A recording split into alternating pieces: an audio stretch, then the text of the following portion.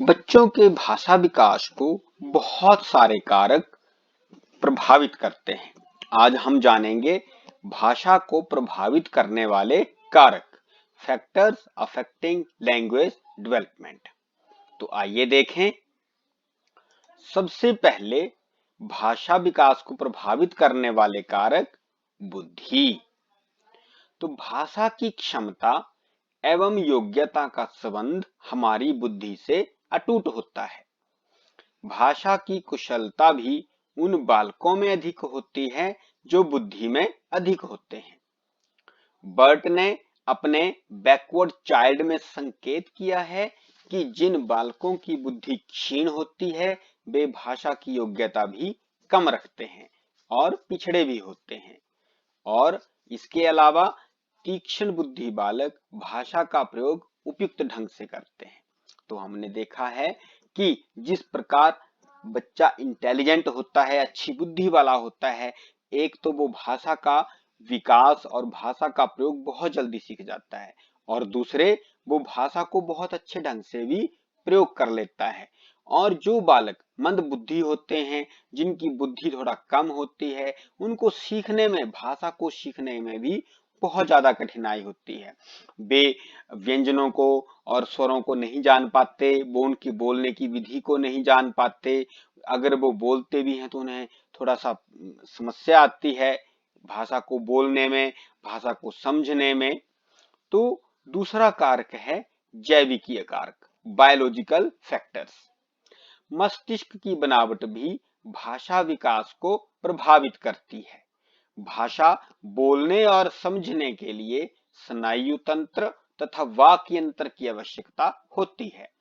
बहुत हद तक इनकी बनावट तथा कार्य शैली तथा स्नायु नियंत्रण भाषा को प्रभावित करते हैं। हम जानते हैं कि जैसे जैसे एडोलेसेंट एज आती है वैसे वैसे बच्चों का वाक यंत्र जो है वो भी बड़ा हो जाता है। अगर वो जो मेल कैंडिडेट होता है उसका वाक यंत्र थोड़ा चौड़ा हो जाता है और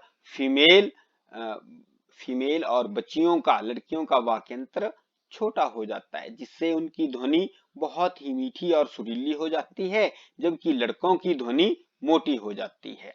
तो यह सारा हार्मोन्स के ऊपर निर्भर करता है और मस्तिष्क की बनावट पर भी निर्भर करता है। वातावरणीय कारक, एनवायरमेंटल फैक्टर्स। भाषा संबंधी विकास पर व्यक्ति जिस स्थान और परिस्थिति में रहता है, आचरण व विचारों का आदान प्रदान करता है, उसमें भाषा का विकास होता है। उदाहरण स्वरूप निम्न श्रेणी के परिवार व समाज के लोगों में भाषा का विकास कम होता है क्योंकि उन्हें दूसरों के संपर्क में आने का अवसर कम मिलता है।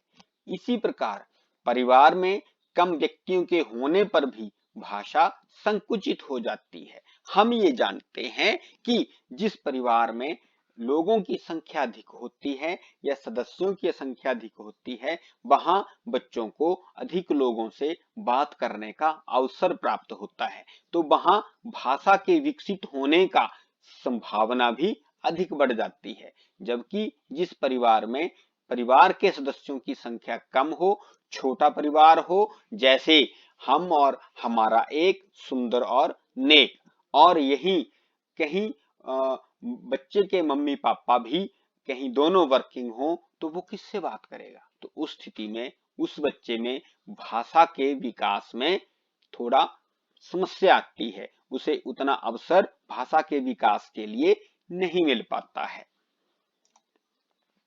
विद्यालय और शिक्षक, स्कूल एंड टीचर्स। विद्यालय और शिक्षक भाषा विकास में महत्वपूर्ण भूमिका का निर्वहन करते हैं। विद्यालय में विभिन्न विषयों एवं क्रियाओं का सीखना तथा सिखाना भाषा के माध्यम से ही होता है। इस प्रक्रिया में भाषा संबंध विकास अच्छे से होता है।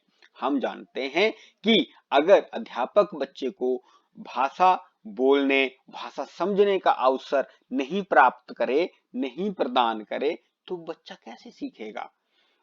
शिक्षक बच्चे को प्रेरित करता है, शिक्षक बच्चे को पहले नया शब्द है उसे बोलकर बताता है, बच्चा उसको इमिटेट करता है, फिर उसको बोलना सीखता है, फिर उसको उसका अर्थ समझता है और उसको फिर वाक्यों में बदलना सीखता है और उसे अपने जीवन में प्रयोग करना सीखता है। तो इसी प्रकार विद्यालय में बहुत सारी ऐसी गतिविधियां करवाई जाती हैं जिनके माध्यम से बच्चे में भाषा का विकास होता है।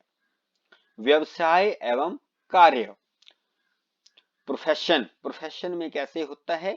ऐसे बहुत से व्यवसाय हैं जिनमें भाषा का प्रयोग अत्यधिक होता है।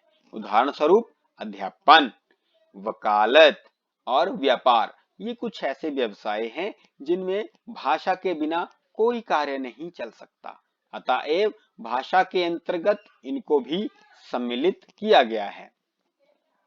जैसे अध्यापक बहुत सारा कार्य करते हैं स्कूल में, तो वो कैसे करते हैं? वो बोलने से करते हैं, भाषा के माध्यम से करते हैं। वकालत, वकील लोग जब वकालत करते हैं वो भी वाक्पटुक होते हैं, भाषा में निपुण होते हैं, अच्छी और सटीक भाषा का प्रयोग करते हैं। और व्यापारी लोग आप देखेंगे, आपने ऐसा अनुभव भी किया होगा कि जैसे आप किसी दुकान में जाते हैं तो वो व्यापारी कुछ ऐसी भाषा का प्रयोग करता है कि अगर आप 100 रुपए की वस्तु लेने जाएं तो आप वहां से 500 रुपए का सामान लेके आए, कि क्योंकि वो भाषा पटुक होते हैं, वो वाक् पटुक होते हैं, वो आपको भाषा में इस प्रकार मोहित कर देते हैं कि आप विवश हो जाते हैं कि उस चीज को आप खरीदें। तो वो क्या है? वो भाषा, ये सभी कार्य भाषा के अच्छे प्रयोग के बिना नहीं चल सकते हैं। अभिप्रेरणा, मोटिवेशन, अनुबंधन, प्रॉम्प्टनेस तथा अनुकरण, इमिटेशन या सिमुलेशन। मनोवैज्ञानिकों के विचारानुसार भाषा संबंधी विकास अभिप्रेरणा, अनुबंधन एवं अनुकरण पर निर्भर करती है। एक निरीक्षण से यह ज्ञात हुआ कि बोलने वाले शिशु को प्रलोभन देकर स्पष्ट भाषी बनाया गया। एक दूसरे निरीक्षण में शिशुओं को चित्र दिखाकर उनके नाम याद कराए गए। ये अभिप्रेरणा के महत्व को प्रकट करते हैं। भाषण प्रतियोगिता में पुरस्कृत होने पर छात्र को अधिक प्रभावशाली भाषा का प्रयोग करने की अभिप्रेरणा मिलती है। हम देखते हैं कि चित्र भी एक भाषा का माध्यम है। हम चित्र को देखकर भी यह समझ सकते हैं कि इसको बनाने वाले ने इसमें क्या कम्युनिकेट, क्या बोलने का प्रयत्न किया है। तो मोटिवेशन, अभिप्रेरणा बच्चों को प्रेरित करती है। ये ऐसे प्रेरित करती है जैसे हम विद्यालय में छोटे छोटे बच्चों के साथ प्रयोग करते हैं। जैसे बच्चे को प्राइमरी अध्यापक ने पाठ पढ़ने के लिए बोला और बच्चे का मन पाठ पढ़ने के लिए नहीं है, तो अध्यापक क्या कहता है? अच्छा अध्यापक ऐसे बोलता है कि यदि तुम पाठ पढ़ लोगे तो मैं तुम्हें एक टॉफी दूंगा। तो वो जो टॉफी है और जो टॉफी का स्वाद है वो बच्चे को अभिप्रेरित करता है और वो उस पाठ को अच्छे से पढ़ता और समझ लेता है। अनुबंधन की प्रक्रिया में प्रलोभन, पुरस्कार या अभिप्रेरणा के साथ प्रयत्न इस प्रकार जोड़ा जाता है कि प्रक्रिया पूरी हो जाती है।